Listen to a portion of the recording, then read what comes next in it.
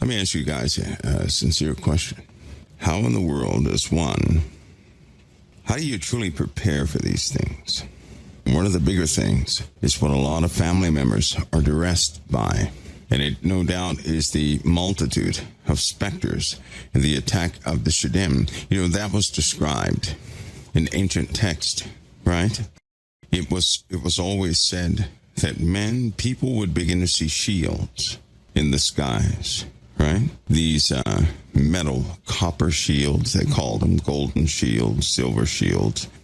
Then the spears, or the clubs, the flying clubs and spears, they called them, that people would see them, but they would mistake them. They wouldn't know what they were for. They wouldn't even know what it meant when people began to see them more and more. And what we have now is people are seeing them more and more, right? But they don't know why. People are thinking they're people from a different planet or something like that. They have no clue what they're for. No clue, right? But they're all named. And it's a buildup of something. Now, I'll tell you this. These things they're full of hunger. They're full of hunger. It's wise to really try them by the Spirit, no matter what they are. But they precede something. In fact, they precede something that I'd probably say about 1918 triggered the whole movement, the event. The 1900s and the 1800s triggered the event. And it had to do with Israel, right? Both in 1918 and, of course, in the 1900s and 46 and the 60s going forward. But it had to do with the formation of the end times. Why in the world would any intelligent species ever come here, right? That would be like you driving to a neighborhood where people are killing each other all the time. You're not going to go there and try to say hi to somebody. That's not what you're going to do. Anything that would come here is crazy. They're just crazy. So all this theory about, these high-tech explorers from a different world, give me a break on that one. Give me a break on that one. Nobody would come here amongst a bunch of crazy people who are always have their hand on the trigger. We are skittish and skeptical. We don't trust one another. We're constantly destroying each other. Why would anybody come here? Why? So that this what people subscribe to or try to make a paradigm fit in the ancient records, it's already named what they are and the problem humanity had with them. It even named the hairy ones, right? The ones that are here, the ones in the ocean, the ones in the land masses, the ones in the jungles, and what they would actually do. Part of that is tampering with humanity to take away certain things that used to facilitate a lot of resolve within yourself. Tactics to change how you see the world. You guys have heard me give that warning a lot. They change the concepts of mankind. Like in Africa with all those children and all those adults who will to this day swear on anything. All of them have this consistent story about these underground dwelling things, people that came out. They were a bit larger than us, but nevertheless they came out and they went back underneath in the earth itself. But the stories are out there. And these things are full of trickery. They are full of trickery, right? God's angels don't do that. There's no need for them to do that. They're sanctioned to be here. They have a right to be here because the Lord sent them here. But the other ones sneak around corners. They never want you to know them for what they are because God is giving you power over them. And if people ever knew that, they would no longer be frightened by them, nor would they have any discussion about them either. Because to know what they are is to really begin to understand what time, what season we're in. And because of what they can see in deep space, which is approaching quickly, there's no doubt in their minds what's about to happen here on this planet. It's likely what happened to Mars. Likely. Now, I'm not saying they had a civilization, all that. I'm not going that far yet. But Mars certainly had a lot of water at one point, and something happened. Now, what I don't subscribe to is somebody on Earth finding some talisman from Mars or something like that. I don't subscribe to that one. But there are some different people there. And how do we know this? Because on occasion, normal people go with them on occasion. And each of them, well, they have the same issue with them. The same issue.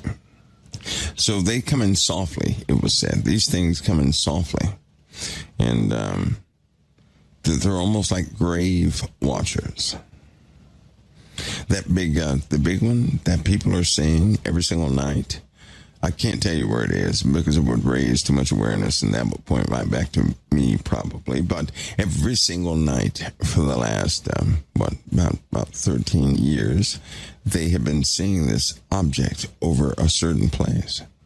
Now, the object is no higher than about 400 feet above the earth. It's not way up there.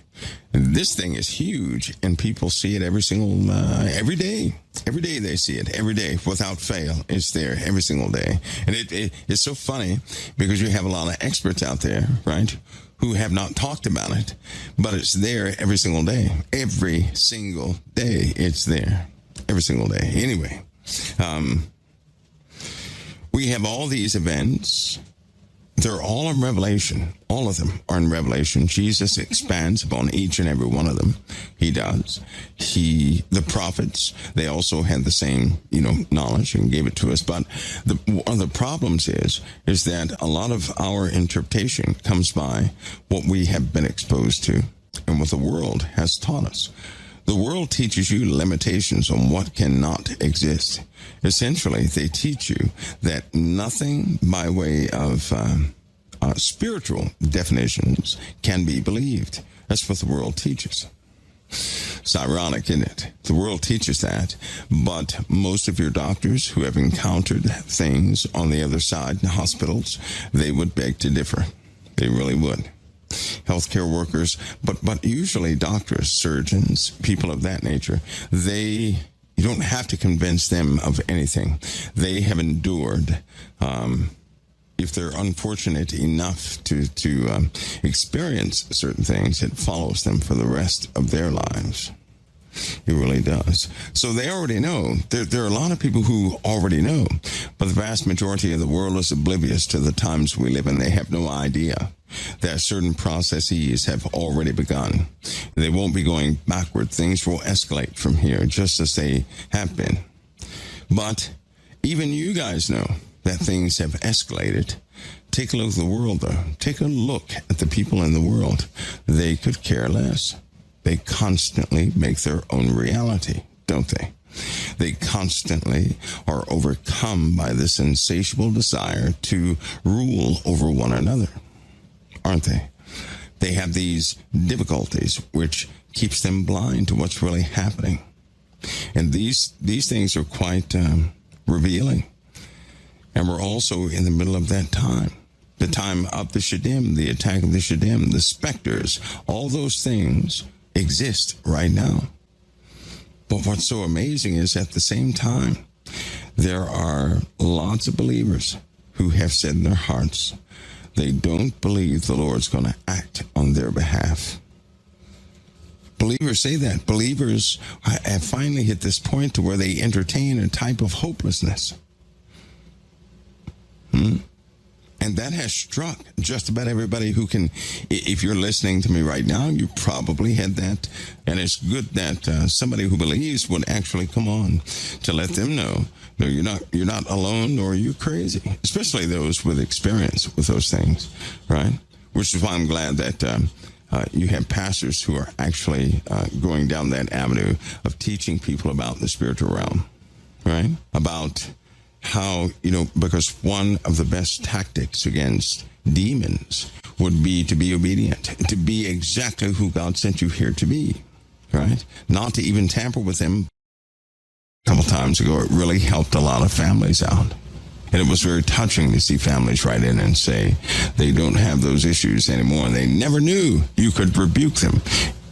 They never knew. And these people understood what a rebuke was. They were glad I explained that.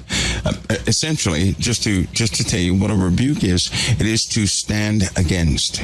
For example, if you rebuked a demon who constantly caused arguments, then to rebuke that demon is to never take part in an argument again because you stand against it. But if you enter into an argument, regardless of what you say, you no longer rebuke them. You're not standing against them. You're practicing, right? Part of their essence, right? A demon that would evoke an argument, its essence is an argument. Right? A demon that would evoke hatred, its essence is hatred.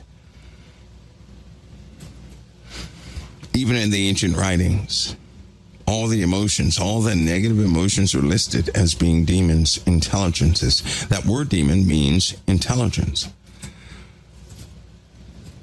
Its root, I believe, is demos, is intelligence. So to have supernatural knowledge or something like that, or an awareness, but you have no physical form, is to be a demon. And what they do is they step in and out of humanity. When you're in rebellion, you're said to be at your weakest point. At your weakest point, these things can influence whatever negative emotion you're feeling, right? And they can, don't underestimate them. That's why I don't sit up and say, well, they can't do anything to me. I respect all of God's creation. I'll never play with the elements of his creation. We have been given dominion over, because to me, it's not a game. Right now, it's life or death for someone. Right now, it's very serious to them, right? So I don't joke about those things like that, because it's not a game. These things are deadly. They drive people to suicide. They drive people to fits of oppression you've never seen in your life. They are tricksters of the highest order. And they're all over the place. All over the place. They influence everything they can. And in the book of Revelation, we have their major assignment. We do. God gave us their major assignment. He told us what they were doing this entire time.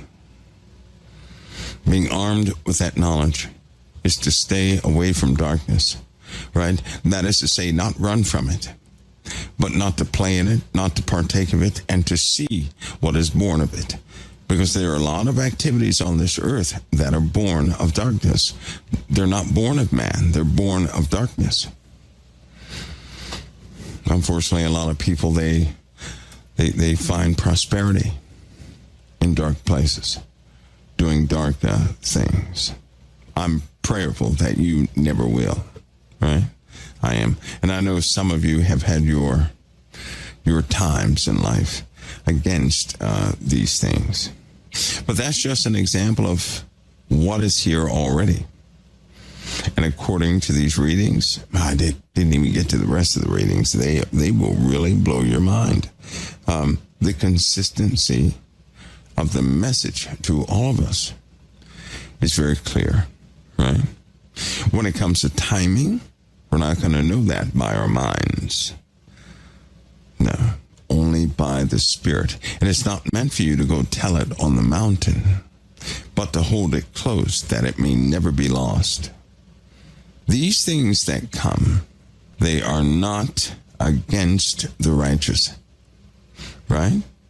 And the only reason it would be a trial to any of us in the first place is because it can be tempting. It can draw you in, and you've got to be careful of that. It can really draw you in. That's why it's not good to be emotionally compromised. That's why it's not good to speak your mind, but be full of godly discipline. And be careful what you release. Because here it is, I'm going to tell you this, and then I have to depart, simply to do some work on the site. But everything you say everything you say, with every word you say, you guys listening, you empower darkness or you agree with light. I want you guys to think about that all day today. With everything you say, you're in agreement with light, God's light, or you empower darkness with everything you say. That's why you should never speak your mind. Because God tells us that the carnal mind is enmity against God. Your carnal mind is your natural mind. It is enmity against God. So when you speak your mind, normally devilish things come out, things not sanctioned by the Holy One. Be mindful of that. Be disciplined and sober. Please don't sit in a stupor.